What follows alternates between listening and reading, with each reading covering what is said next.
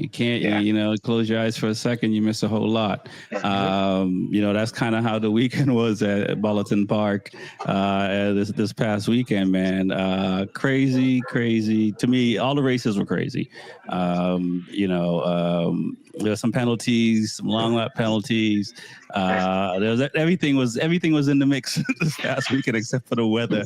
What do you guys thought of the overall weekend in a sense of MotoGP at a new track? I have my thoughts on, just seeing all the accidents and stuff like that. What are your thoughts after, seeing MotoGP at this track? Start with TJ. I mean, I thought it was cool, like we was talking about, just seeing how everyone would gel. And we saw it. There was a lot of figuring out to do. It was hard for some guys to get it down in a couple different turns. Even Mark, it took him a while to dial it in, but we knew he was gonna get it going. But it was cool to see different manufacturer, KTM, get to the top, Pedro Costa. So expected a lot out of him, but unfortunately his expectations, it wasn't, Mark was a little too much. I thought the weekend was good. The fans were more than I expected. They were, it was packed for what I can see. So it was a good turnout. I'm sure that they'll be back next year for that. Okay. How about yourself, Lewis? What are your thoughts? What being a new track for everyone was, did it seem like it was the great equalizer? Sometimes we'll see that with weather. What are your thoughts? This is very similar to what happened last week at the Red Bull Ring. This is a similar type track. Point, shoot, slow corner, point, shoot, slow corner. Not a lot of places for clean passing while riding. You have to pass while braking. So you only have like 2 or 3 opportunities. You got to set them up. And we saw that like the passing was minimal. And when it was happening, it was either happening very violently. So you were taking somebody out or pushing them wide, or you out braking them into at the end of a straight. I said this about this track a couple of weeks ago when World Superbike was here. It's a nice track. It definitely needs some improvement. It's not wide enough for MotoGP bikes to have a very competitive and exciting race. After a certain point, it becomes very follow the leader, very try to get the right drive out of the last corner to try to draft the person and pass them on the brakes. And it makes for a good thing when riders have to learn a new track. But it also is a little bit anticlimactic where the track's so narrow that you can't really do a lot of moves without doing what we saw. We saw a lot of people get pushed off into the runoff areas. We get a lot of people get pushed off wide. A lot of people out braking themselves into corners to try to make up that last 1 or 2 bike lengths. So all in all, it was good. It's always nice to see MotoGP go to a new track and try a new track. But I'm hoping between now and next year, which I don't think it's going to happen. I don't think they're going to widen this track in 1 year's time. But this track definitely needs to be wider. It needs some different runoff. I was super scared for Bastianini when he crashed in that left-right switchback. Yeah. Because when I first saw that corner during the World Superbike weekend, I'm like, if you crash there, you're going to end up there. And if you're in a pack of like 10 or 12 bikes and you're in the front, there's a good chance you're going to take some people out that are making that right-hander, or you're going to get run over. And when I saw him tuck the front end there and I saw him sliding through the dirt, and I was like, oh my God, he's going to go back on track. And he's looking back at the riders. Thank God these guys, the corner is slow enough where the guys could kind of react a little bit, but it's still a super dangerous situation. Those quick little left-right transitions that are short like that. We see some left-right transitions like that at other tracks, like Le Mans has that. Turn 2 and 3 at Le Mans are the same kind of like left-right switchback, but there's a little bit more gap and distance between the left and the right. And the runoff area, if you crash, it's kitty litter, so it's going to slow you down. And the chance of you really coming back on track, if you crash, are low. If you try to ride it out, are high.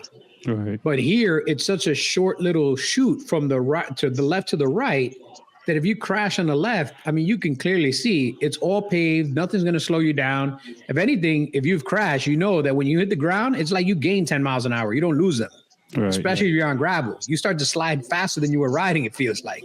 Oh yeah, no, I gotta say it's one of the luckiest crashes that I've seen because, you mentioned him, but also the bike. Didn't collect anyone. Didn't take anybody out. I mean, it did mess up a couple of guys.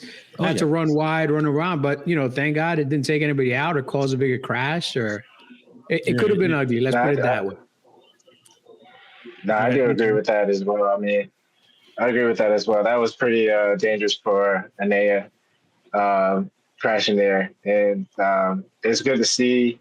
Not good to see, but you need examples. So I think there definitely needs to be a change up.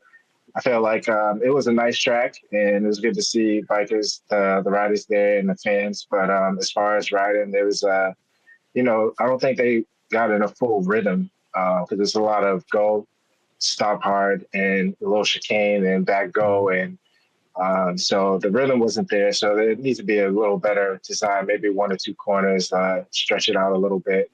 But yeah, I do agree with you with that, Lewis.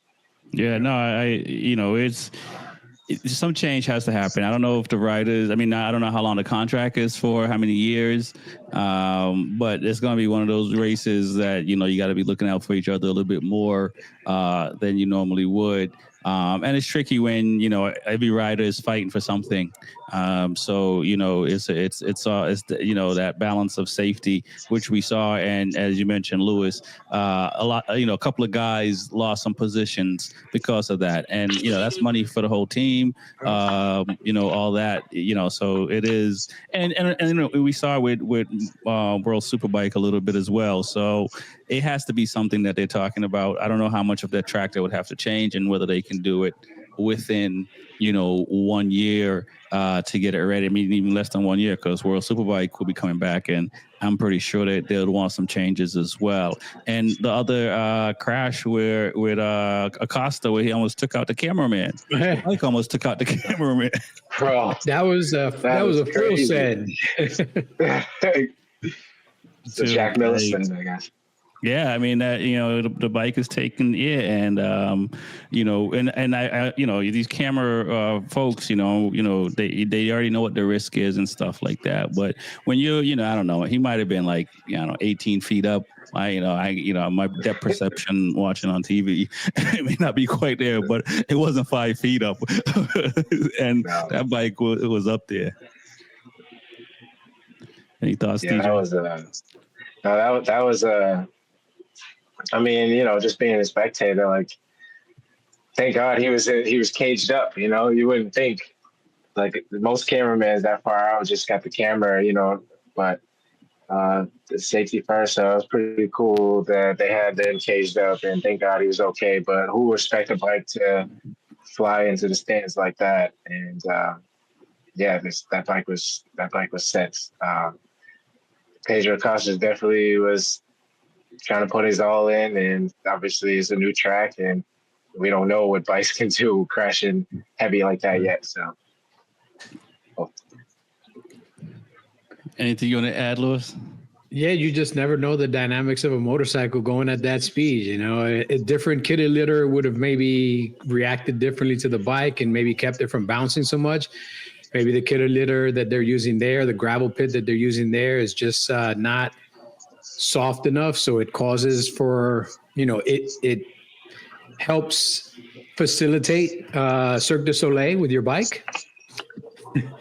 But yeah, that was just a freak little accident. But it's those freak little accidents, and again, this is something that hopefully the safety committee from Dorna looks at when they go to these tracks and they start looking at runoff and they start looking at the type of kitty litter that's used, because not every company or not every track uses the same kitty litter. Some use sand, some use a mix of sand and gravel, some use a mix of gravel and stone, and then some use, like, this track looks like it uses that like that 1/4 inch, 3/4 inch white stone as the gravel trap. And if you've ever crashed in that, it hurts, man. Like that's probably the worst stuff to crash in, because it's painful to crash in. when you're bouncing on that, because you don't really slow down that much. You actually start to bounce off of the top of it. It's just a little bit softer than pavement, but it still feels like pavement. And when you start bouncing, every bounce, that's another hit that you're taking, another hit that you're taking. And it also introduces more tumbling because you're not sliding and dissipating energy. There's more of a chance of you getting caught and starting to tumble. And we saw that this weekend. I mean, Johan Zarco, he looked like a rock skipping across the lake when he hit that same gravel trap. Yeah. Skip. I guarantee you, he woke up this morning, he has black and blues all over his back, all over his arms, all over his legs. So again, safety commissions need to look at stuff like this before they start to approve tracks, because especially at this level, these guys are going even faster, 4 seconds faster than World Superbike. That's what Marquez kind of clocked in at. And World Superbike's already going fast. So you got to take into account all this momentum, all this speed, and keep your riders safe, because at the end of the day, your two products are the bikes and the riders. Right. And the bikes can't ride themselves, and it'll be a really boring race just watching the riders race themselves on foot. So you got to keep the riders safe, man. It's called the Olympics. Yeah. Let's talk about qualifying. Bezzecchi had to come out of Q1. Digia had to come out. Bagnaia was in there. Bender was in there. Zarco. These are guys that normally would find themselves in Q2. There were a lot of yellow flags, right? So a lot of laps got canceled. So, what are your thoughts, TJ, on the qualifying? What are your thoughts? I'm not going to put words in your mouth, so I'm not going to pick out any one rider. But out of those 5 riders, any one of those shock you that they were in Q1? Had to come out of well, only 2 came out, but they were stuck in Q1. I mean, some big names, but at this point, it's not really a shock anymore. I mean, it's pretty sad to see Pecco fighting in Q1 still. And Bezzecchi, for the year that he's been having, I mean, yeah, him going into Q1 was also tough to see. But, I mean, coming down to the wire, it was pretty close. I mean, looking at it, Brad Binder was almost on his way to Q2. I think Digi stole it right at the end. They had the same lap time. Yeah, that's right. So I mean, but I think Digi had a better overall, session. I think it was.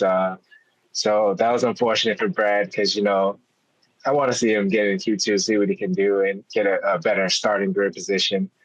But yeah, seeing Zarco and Martin down there, way down there, like 17th for Martin and 18th for Zarco. Yeah. Felt like that Bezzecchi and Digi was definitely worth going to Q2. Okay. Can't feel bad for certain these riders anymore, like Pecco and Jack Miller and, Jorge Martin is working his way back, but you don't have to feel bad for Miller, man. He just got a new contract to not finish the race. How much better of a weekend can you have? You talked all that shit on Friday and all that shit on Saturday that I got another job. You guys don't give me a job. They give him a job, and the next day he can't finish the race. That's yeah. Well, I mean, there's a few people that didn't finish the race, Lewis. Come on. Yeah, but not all of them got a new contract the day they didn't finish the race. I think Furman held the gear last year after he signed with Ducati. That was different. I'm sure he was riding for a lot less money in Moto2 than he was going to be riding for MotoGP. At that point, I'm actually saving in my investment by keeping myself out of harm's way. Oh man, it's motorcycle racing. Keep yourself out of harm's way and go back into the trailer. Well, that's what he did last year in Moto2. As soon as he got that contract, he started riding like he was back in the trailer. He's like, yo, let these guys kill each other up front. I already got a job for next year. Yeah. All right. Well, so let's talk about the riders in Q1 and how they got there. But you're right about Miller. He's asked the question, so he has to kind of answer it. But he knows the game now. So, he knows. Yeah, he's been around a long time. I mean, I in Q1, I was happy to see both of the Honda guys get to Q1 and even finish where they did in both races. Q2, you mean? Q2? I mean, Q2, yeah. and even finish where they finished. I mean, Marini had an excellent weekend, and if anything, I would tell Pecco Bagnaia to do a Marini, like just take some time off, stop worrying about it, because Marini came back and he looks like a refreshed rider. Like he looks like he has no pressure on his shoulders. He's just out there riding, trying to get back into the rhythm, and he did really well in both races. And he also got a new contract. Yeah, I mean, at least he rewarded them for the new contract without bringing the bike back in a box. I agree with you there. It's tough because, to tell somebody not to say something in the heat of the moment, chances are you might say something you regret. And some of them do. Bezzecchi got through Q1, got second. I mean, he seems to be the only one challenging Mark. Bastianini looked really well. I feel bad for him as well. Crashing out and stuff. It's tough. And the first lap. Yeah, Quartararo looked good. Some unusual suspects as far as Pol Espargaro, I guess that's the only one. So the top 12 riders, I mean, they pretty much set the bar, for lack of a better word. What are your thoughts on those guys in Q2, TJ? I mean, like for like Bezzecchi we were talking about, for him going to Q1 to Q2. For him getting second, being first on the grid, that is big. And same with Digi. So I don't know how much tires they use between the two or how much they can save, but just to have that pace and to be up front, it was good to see the VR46 guys up there. Sorry, I didn't hear. Yeah, it's especially after the last round. And Fabio and up there, unfortunately, with his little incident in the sprint. But I thought that it was good, like Lewis said, to see the Hondas in there. I like seeing Joan Mir back in effect after basically 2 years of absence, always crashing. So it's good to see his name back out there. Unfortunately, the GP didn't have luck again, but he's doing a lot better. That target came back. Yeah. A little bit. But yeah, the Honda boys definitely did good. It was good to see Luca Marini have a good weekend. To see the factory, finish well. That was good to see. Lewis, is it, I mean, like VR46, do you think last round was just an anomaly? Because they look a lot better. They looked a lot better this round. No, they did look a lot better. And this is a weird thing because I thought they would do better the last round because the Ducati's a fast bike. The last round was a similar type track, a lot of point and shoot. And they did well at this round. Morbidelli did a little bit better, but he picked the wrong tire choice on Sunday. And that's why he started to drop back and struggle a little bit. But all in all, they had a really good weekend. They also had the most cringe-worthy moment of the weekend where they sat on both sides of Marc Marquez in the car that takes them from Parc Ferme to the winner's circle. Yeah. And that was the most awkward 3 minutes of TV that I've ever seen in my life. Yeah. I was like, it was cringe, man, because first DG gets in. He doesn't even say hi, congratulations or anything. He literally like, what lap time did you do? Well, okay. And then he starts looking out this window, and Morbidelli sits down and just starts looking at this window. Marquez in the middle, like, I've been in this car a lot of times this year. A lot of times. This is the weirdest fucking time that I've ridden in this car this entire year.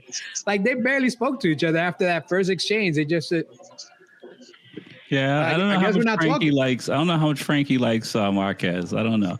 I don't think that they between the three of them, like, there's definitely that unwritten tension. Yeah, being on the VR46 team and everything else. Like, I didn't expect them to go in there and have the normal chit chat. Hey man, how'd you do? How's your tire? How'd this? Nah, just sit down. We'll get there. That was some awkward moments, man. That's funny though. It was funny though. I thought that Morbidelli was actually losing tire in the sprint. But he actually was able to hold it out. And then in the GP, he had another momentary moment, but he saved himself. I don't know if y'all remember that, but when Pedro Costa had it and he pushed him out, and he was supposed to give up the position. And I don't know if it was just the way the corners are, where you don't look down at your dash, but it took him like, I think two laps or so to finally realize it. But I was like, thank God you did that, because, Yeah, because a double of course, he'd probably double penalized like, or maybe 15 seconds, because it was getting close to the end of the race at this point. It was like 2-3 laps left, so he saved himself. But it was good to see him, the BR46 guys finish where they did.